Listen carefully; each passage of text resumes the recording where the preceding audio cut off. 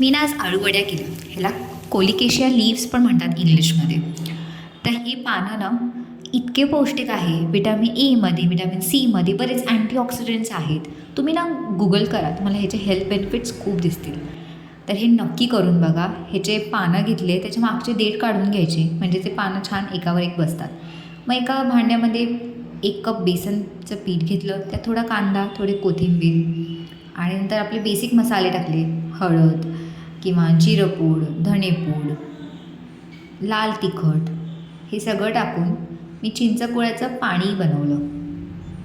ते चिंचगुळाचं पाणीच आता मी साधं पाण्याच्या ऐवजी यूज करणार आहे. तुम्ही साधं पाणी पण यूज करू शकता. चिंचगूळ तर खूप इम्पॉर्टंट आहे. त्याचा कोळ घ्या थोडासा किंवा हे पाणीच बनवा. त्यात मीठ, हळद, हिंग आणि ह्याच्यात खूप इम्पॉर्टंट आहेत पांढरे तीळ टाकणं.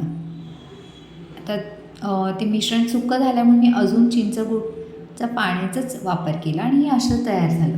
मग त्याच्यात थोडंसं तांदळाचं पीठ टाकलं आणि ओव्याची पूड टाकली थोडीशी. त्याने छान खमंगपणा आणि टेस्टी पण लागतात.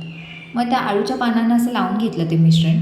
एकावर एक पानं लावत गेली आणि हे असं मिश्रण लावत गेली आणि असं लावून घेतल्यावर त्याची गुंडाळी केली आणि मस्त त्याला वाफवून घेतलं. तुम्ही कुठलाही वाफवण्याचं तुमचं जे काही असेल ते त्याच्यावर ठेवून तुम्ही वाफवून घ्या. साधारण 15 ते 20 मिनटात ते छान वाफवून झाल्यावर ते आळू छान कट केला आणि आता तुम्ही ह्याला इधर शॅलो फ्राय करू शकतात, एअर फ्राय करू शकतात किंवा डीप फ्राय करू शकतात. मी इकडे शॅलो फ्राय केलं, पण ते शॅलो फ्राय करूनही खूप सुंदर लागतात. त्याच्यामुळे तुम्ही नक्की ट्राय करा. आणि जी पण तुमची आवडती आमटी असेल ना, तिच्यासोबत मी दुधी भोपळ्याची आमटी केलेली.